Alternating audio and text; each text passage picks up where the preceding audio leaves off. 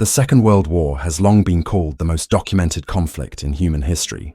Yet beneath the mountains of photographs, battlefield reports, and diplomatic cables, there remain files deliberately buried, stamped with the red ink of secrecy, and sealed for decades in vaults few were ever permitted to enter. These are the records that were never meant to surface, the documents burned in furnaces, the orders whispered in dimly lit war rooms, and the experiments tested on those who had no voice to protest.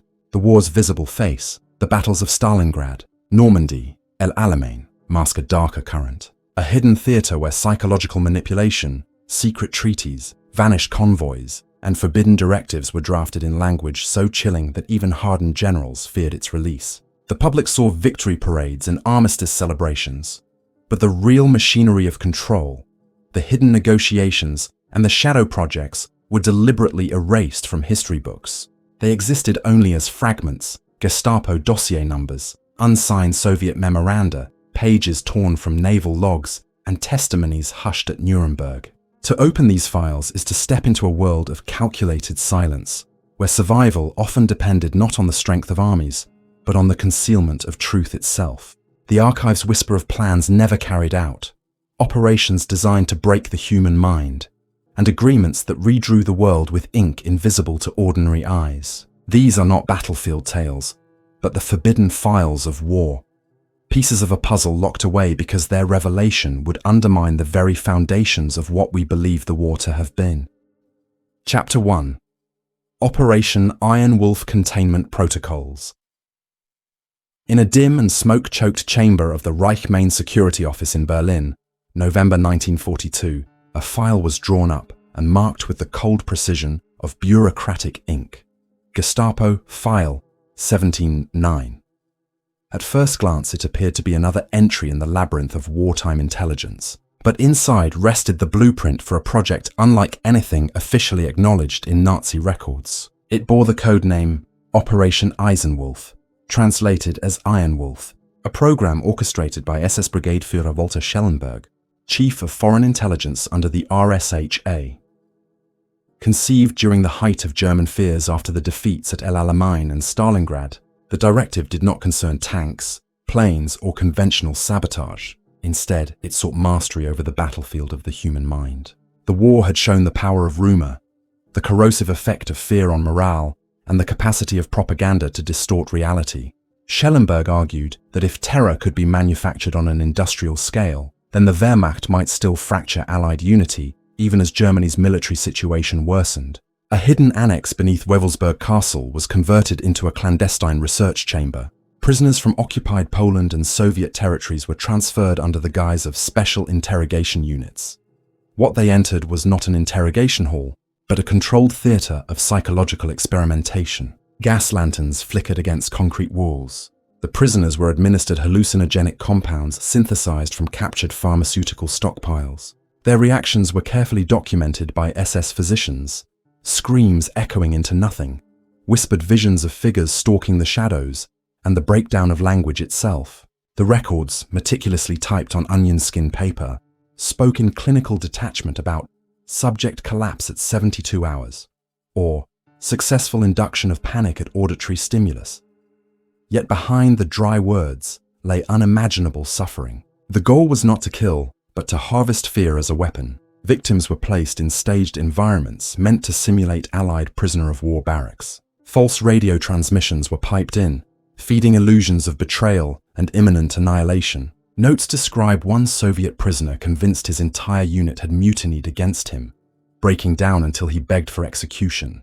The SS observers concluded that panic, if precisely triggered, could destroy a soldier more effectively than bullets. Whispers of Operation Iron Wolf reached Allied ears not through official intercepts, but through fragmented accounts carried by resistance fighters in occupied France. The British Special Operations Executive filed brief reports under the heading German Psychological Warfare, Unconfirmed. Yet the pieces never aligned fully. MI6 analysts debated whether the tales were Soviet disinformation designed to smear the SS. Only in 1953, with the defection of a Soviet archivist in Vienna, did fragments surface suggesting the NKVD had captured Iron Wolf records at the war's end. These Soviet files, coded as Special Archive 314B, described meetings in which German Scientists were quietly absorbed into both American and Soviet programs after 1945. The same doctors who had orchestrated hallucinations in Wewelsburg were now advising CIA officers in Project MKUltra, while others were confined within Soviet psychiatric institutes under the watch of Smersh. This continuity reveals the most unsettling truth. Iron Wolf was not merely a Nazi project, but a seed that survived into the Cold War. Its ideas, fear as a weapon, disinformation as a controlled experiment, the manipulation of perception, lived on behind the walls of Langley and Lubyanka alike. The declassified CIA memorandum dated 1961 mentions European precedents in applied psychoterror, a veiled reference to these wartime files. In Moscow, KGB officers studying psychological destabilization cited German methodologies without attribution. The war had ended, but the contest to dominate the mind of the enemy had only deepened. The victims of Iron Wolf were buried in unmarked graves near Wewelsburg, their names erased as if they had never lived. In Nuremberg, the prosecution presented evidence of medical crimes, yet Iron Wolf itself never entered the courtroom. Schellenberg, though convicted, negotiated testimony for leniency, and the documents were sealed by both Allied and Soviet authorities. The rationale was chillingly pragmatic. To expose the full extent of psychological experimentation would risk public backlash against ongoing programs. Better to bury the truth under the weight of secrecy than to confront it openly. In the yellowed margins of File 79 lies a final note typed in a hurried hand: Containment protocols enacted. Operational material dispersed under classified channels. Containment did not mean destruction. It meant integration, a quiet handover from one apparatus of power to another. Operation Iron Wolf, conceived as a desperate gambit to salvage the crumbling Reich, ultimately became a template for the modern age of psychological control. Its legacy is not a battle lost or won, but a shadow that stretches into the hidden corridors of the Cold War, where the war for hearts and minds never truly ended, and where fear remained the most enduring weapon of all. Chapter 2: The Churchill-Stalin Partition Draft. On a rain-soaked night in Moscow, October 1944, the thick air inside the Kremlin hung with tobacco smoke and secrecy. Joseph Stalin sat across from Winston Churchill, a glass of Georgian wine in his hand, a crumpled piece of paper between them. History remembers this as the moment of the percentages agreement, a crude division of Europe scribbled in pencil on half a sheet. Greece to Britain, Romania to the Soviets, Hungary and Yugoslavia split down the middle, but buried within Soviet archives, concealed under the designation Document Sever 3, lay evidence of a far more sinister draft, an unratified memorandum that stretched beyond spheres of influence and into the very partition of Germany itself. Unlike the sanitized version later paraded at Yalta, this draft revealed ambitions for a post-war order forged in secrecy, written not for public consumption, but for the calculus of empires. The Sever 3 memorandum, compiled by Vyacheslav Molotov's aides and reviewed by the State Defense Committee, detailed a plan for Germany's dismemberment into 4 distinct zones. 2 would be ceded to Soviet control, encompassing East Prussia, Saxony, and the Ruhr's industrial heart. Britain would claim the Rhineland and secure naval guarantees along the North Sea. The United States was conspicuously absent, with only a vague notation of observer participation. In exchange, Britain demanded quiet concessions in the Middle East, exclusive petroleum rights over Iraq, Iran, and the Levant, and tacit Soviet agreement to curtail communist agitation in Cyprus and Palestine. The document was stamped strictly confidential, not for release without Premier approval. It was never brought to Roosevelt, nor to the Foreign Office. It was a deal conceived in shadows, trading nations like poker chips across a table stained with spilled vodka. What makes the Sever 3 draft so dangerous is not merely its existence, but its implications. It reveals that Churchill, despite his public rhetoric of alliance and democracy, was prepared to negotiate away entire populations in pursuit of imperial security.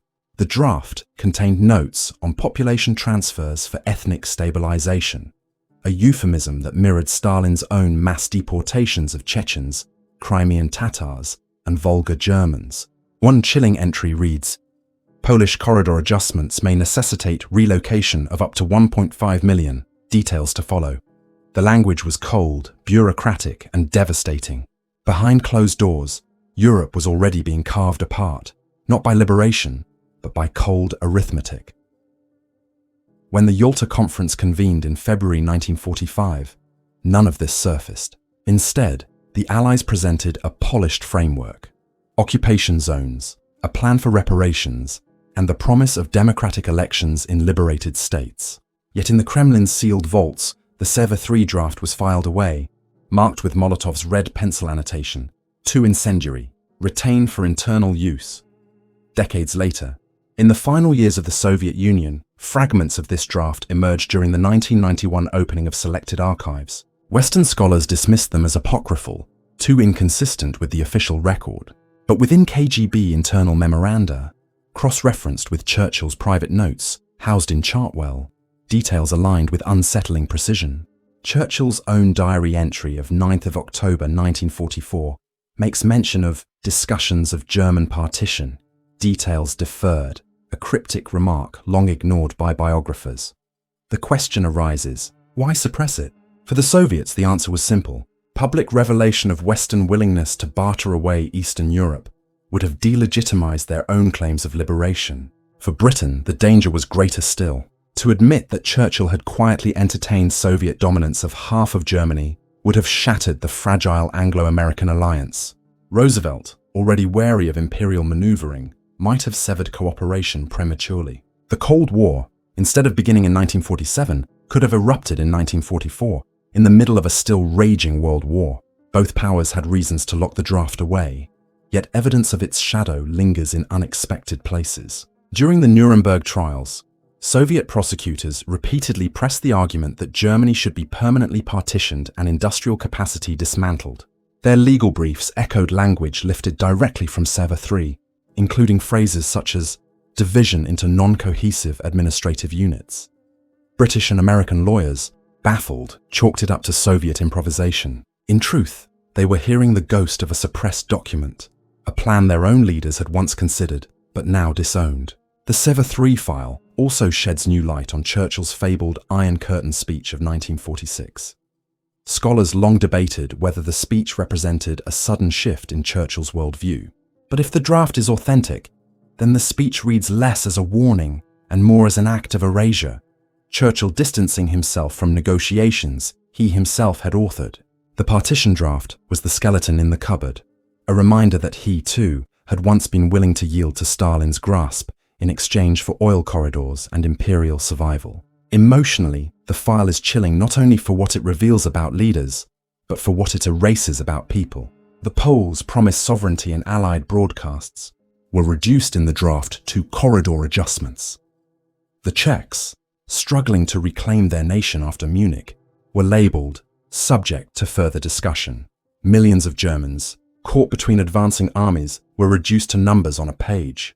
No mention of their cities, their homes, their lives, only logistical considerations of relocation, deportation, and resource control. It is in this bureaucratic coldness that the true horror lies. War reduces individuals to statistics. This draft institutionalized that process as policy. To this day, the Covert III draft has never been formally published in full. Copies exist in Soviet microfilm collections, sealed under layers of restricted access. British archives, when pressed, deny the existence of any corroborating documents. The Americans remain silent, though declassified State Department cables reveal frustration with being excluded from October 1944's intimate discussions. A cable from Ambassador Averell Harriman, dated 13 October, laments, matters of substance transpired without US presence, grave concerns noted. He was writing of a meeting he could not fully see, a shadow that passed over the war effort without explanation. It is this shadow that makes Covert III one of the most forbidden files of the Second World War. It is not a record of a battle fought or a weapon deployed, but of a betrayal contemplated. It shows that victory was never simply about defeating Nazism, but about deciding who would control the spoils. It undermines the heroic narrative of Allied unity and reveals the raw calculus of empire beneath. That is why it was hidden. That is why it remains buried. Half forgotten in archives, denied in official histories, yet whispered in the footnotes of those who have seen the papers. The partition of Germany was not born at Potsdam or agreed upon at Yalta. It was first drafted in October 1944 in a room where smoke and silence masked the carving up of the future. Chapter 3. the ghost convoys of Murmansk. The Arctic convoys of the Second World War are remembered as brutal lifelines, strings of merchant ships ploughing through ice and storm to deliver vital supplies from Britain and the United States to the Soviet Union. Sailors endured blizzards, Luftwaffe air raids, and prowling U-boats to keep the Red Army alive. Histories recount convoys PQ-17 and JW-51, their losses carved into collective memory. Yet buried beneath official records lies the phantom of another convoy, erased not by enemy action alone, but by political design. Soviet Naval Command archives list it as Convoy Shadow 14, a designation missing entirely from Admiralty lists. Its ships sailed in the spring of 1943, carrying not just food and ammunition, but experimental cargo of unprecedented sensitivity. Advanced radar components, prototypes of cavity magnetrons, and enriched uranium samples intended to accelerate the Manhattan Project. What became of Shadow 14 was never recorded in Allied communiques. It simply vanished, and with it, hundreds of sailors consigned to silence. The little evidence that survives comes from scattered sources. Kriegsmarine U-boat logs, declassified after the war, describe an unusually large engagement on 22 April 1943, northeast of Bear Island. U-255 and U-354 reported torpedoing British merchant vessels escorted by HMS Belfast and the Soviet destroyer Gremyashchi. Yet the Admiralty's official record of HMS Belfast's patrols omits any such engagement, listing only routine escort duties. German accounts mention cargo of unusual handling, crates carefully guarded and marked with British military seals. Survivors were reportedly picked up by Soviet trawlers, but none ever resurfaced in Allied reports. Families of missing crew received telegrams with the stark phrase, "lost at sea," without explanation. It was as though the entire voyage had been scrubbed from history. The Soviet archives, though fragmented, offer darker hints. NKVD memoranda classified as eyes only suggest that Moscow may have deliberately withheld escort cover, allowing Shadow 14 to be targeted. One memorandum, dated May 1943, coldly notes, "Delay of Anglo-American progress advantageous for strategic parity. Assets redeployed." The implication is staggering, that Stalin, aware of the Manhattan Project's potential, sought to hinder Western nuclear development by sacrificing a convoy under his own flag of alliance. If true, then the ghost convoy was less a casualty of war than a victim of calculated betrayal. Soviet intelligence would later harvest what little wreckage remained, ensuring no usable material fell into German hands. The human toll, however, cannot be so easily erased. Testimonies collected decades later from Arctic fishermen speak of lifeboats adrift, their occupants begging for rescue, only to be intercepted by Soviet patrol vessels that vanished into the fog. No survivors were ever recorded in British or Soviet press, an omission conspicuous by its silence. Even Churchill, normally quick to praise convoy bravery, never spoke of a fleet lost in April 1943. Instead, his wartime memoirs skip from the winter convoys of 1942 to the summer of 1943, as though spring itself had been cut from the record.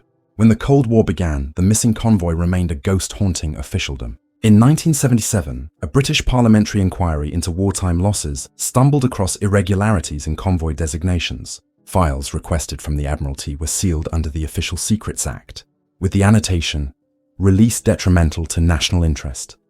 The inquiry collapsed without explanation, leaving families of the missing no closer to answers. Journalists who pursued the story uncovered fragments of correspondence between the US Office of Naval Intelligence and the Atomic Energy Commission. A letter dated 1948 referred cryptically to materials diverted in Arctic theater, compromise suspected. It was never followed up. The tragedy of Shadow 14 lies not only in its disappearance, but in its deliberate erasure. Unlike other convoys, whose ships are commemorated at memorials in Liverpool and Arkhangelsk, Shadow 14's name appears nowhere. Its sailors are not listed on Admiralty rolls, nor in Soviet honor books. They exist only as absences, as unnamed dead in waters patrolled by secrecy as much as submarines. Their fate speaks to the ruthless calculus of great powers, where human lives became expendable in the race for supremacy beyond the battlefield. And so the ghost convoy lingers in fragments, German logs, Soviet memos, families with unanswered telegrams. A phantom fleet swallowed not only by Arctic seas but by the politics of silence. In the end, It was not U-boats or storms that doomed Shadow 14, but decisions made in offices thousands of miles away, where men traded truth for power and consigned an entire convoy to oblivion. Chapter 4. Himmler's Forbidden Eurasian Directive. The discovery came in 1968, in the depths of a Bavarian salt mine, where Allied forces had once stored looted art and classified documents seized from collapsing Nazi strongholds. Among the damp crates and yellowing files was a bundle wrapped in oilcloth, its cover marked with the chilling words, Eurasia Directive 42. At first mistaken for another routine SS policy draft, its contents revealed a plan so vast and sinister that even hardened archivists hesitated to catalogue it. Authored under the authority of Reichsführer SS Heinrich Himmler, the directive outlined not simply a wartime measure, but a blueprint for a post-war Nazi empire stretching from the Atlantic coastline to the Ural Mountains. Unlike Hitler's grandiose proclamations of Lebensraum, the Eurasian Directive carried the cold precision of administrative policy. It was not rhetoric, it was procedure. Drafted in late 1942, in the aftermath of the Wehrmacht's catastrophic encirclement at Stalingrad, the directive acknowledged what Nazi propaganda never could, that total victory was slipping away. Himmler, obsessed with securing the SS's role as the true heir to power, proposed a new strategy. Instead of pursuing impossible conquest, the Reich would pivot toward destabilization. The directive envisioned a partition of the Soviet Union, not through military occupation, but through selective collaboration with disaffected elements. Soviet prisoners of war, Cossack detachments, and Turkic auxiliaries were to be reorganized into a federation of Eurasian states under SS administration. This federation would serve as both a buffer and a resource colony, a political fiction masking direct German control. In chilling detail, the directive specified quotas of grain and oil to be extracted, as well as the racial reclassification of entire populations according to SS anthropological charts. Yet the most disturbing sections were not about borders or labor quotas. Buried deep within the document, under the heading Project Schwarzer Regen, or Black Rain Project, was a series of orders concerning the development of biological sabotage. German scientists working with the SS Ahnenerbe had conducted field tests of anthrax spores near Minsk, infecting livestock and monitoring the spread to nearby villages. The directive proposed scaling these tests into strategic operations. Contamination of Red Army supply depots, poisoning of river systems, and targeted famine designed to cripple Soviet logistics without direct combat. Reports annexed to the directive describe field trials satisfactory, containment manageable, subject mortality high. This was not a plan for victory on the battlefield, but for annihilation through plague and starvation. The existence of such a program casts a long shadow over the war. At Nuremberg, fragments of testimony hinted at biological experiments, but prosecutors lacked documentary proof. The Eurasian Directive, had it been known, would have provided that evidence. Instead, Soviet counterintelligence, SMERSH, recovered partial copies in 1945 during the occupation of Berlin. These fragments were classified immediately, not because the Soviets sought justice, but because they feared exposure of their own parallel research. Soviet scientists at Sverdlovsk had been experimenting with anthrax since the 1930s. To reveal the Nazi plans risked implicating themselves. Thus, the directive was buried, sealed in vaults beneath Lubyanka, while the Bavarian copy lay forgotten until its rediscovery 2 decades later. The political implications were equally explosive. The directive revealed that Himmler had envisioned a post-Hitler Reich, one in which the SS would eclipse both the Wehrmacht and the party. His language was bureaucratic but unmistakable. The Führer's vision is to be honored. The Reich's survival requires pragmatic adaptation. It was a subtle coup written on paper, a recognition that Hitler's obsession with total war was unsustainable. The Eurasian Federation, as Himmler imagined it, would have allowed the SS to survive even in defeat, repositioning itself as the administrator of a continent ravaged by war. It was less a battle plan than a survival manual for a regime that knew its time was running out. Decades later, historians who examined the oil-stained pages were struck not only by the audacity of the directive, but by its eerie relevance. Concepts of controlled famine, weaponized disease, and proxy administrations echoed in Cold War strategies pursued by both East and West. American biodefense projects of the 1950s, Soviet population transfers in Central Asia, even the partitioning of occupied Germany, all seem to carry faint traces of the logic outlined in Himmler's forbidden file. The directive was never meant to see the light of day. It was written for a future that mercifully never arrived. Yet its logic seeped into the bloodstream of history, contaminating the decades that followed. The haunting legacy of the Eurasian Directive is not in what it accomplished, because it never left the realm of draft orders, but in what it reveals about the mindset of power at the edge of collapse. When faced with defeat, Himmler did not seek peace or compromise. He sought to weaponize hunger, plague, and administrative terror, believing that control of populations through fear and deprivation could outlast the fall of armies. The document ends with a single line, typed in stark clarity. Survival of the Reich requires shadows deeper than war itself. That sentence, perhaps more than any other, captures the essence of forbidden history, a recognition that some battles are fought not on fields, but in archives, in secrets, in the deliberate erasure of truths too devastating to confront.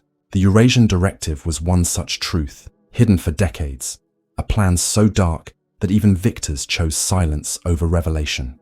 The deeper one ventures into the hidden archives of the Second World War, the more it becomes clear that victory was not only fought with tanks, aircraft, or infantry charges, but with silence, secrecy, and the calculated burial of inconvenient truths. 4 files scattered across Gestapo basements, Kremlin vaults, Admiralty shelves, and Bavarian salt mines reveal a war within the war, one fought not for headlines or battlefield glory, but for the shaping of the future itself. Operation Iron Wolf showed how fear could be engineered as a weapon, with experiments so disturbing that even victors adopted their logic in Cold War laboratories. The Sever III memorandum exposed how Europe's map was not merely liberated, but traded in smoke-filled rooms, where entire nations were reduced to negotiable tokens. The ghost convoys of Murmansk proved that lives could be erased from history as easily as ink from a page, sacrificed to the ruthless pursuit of nuclear supremacy. And Himmler's Eurasian Directive uncovered a vision of survival through plague and famine, an empire of shadows intended to outlast the Reich's collapse.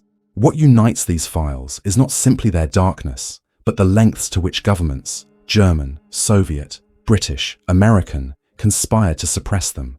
Their silence was deliberate, a silence maintained not only to protect reputations, but to preserve fragile alliances, to mask parallel programs, to prevent the public from glimpsing just how thin the line between enemy and ally truly was. These files remind us that the story of the Second World War, the one taught in schools and celebrated in anniversaries, is only a surface layer. Beneath it lies a submerged record, still sealed in vaults, still stamped with classifications decades after the guns fell silent. The question lingers, unsettling and unresolved. If these 4 files could remain hidden for so long, what other shadows still lie buried, waiting for the day when forgotten pages, stained with secrecy, will finally rise to light?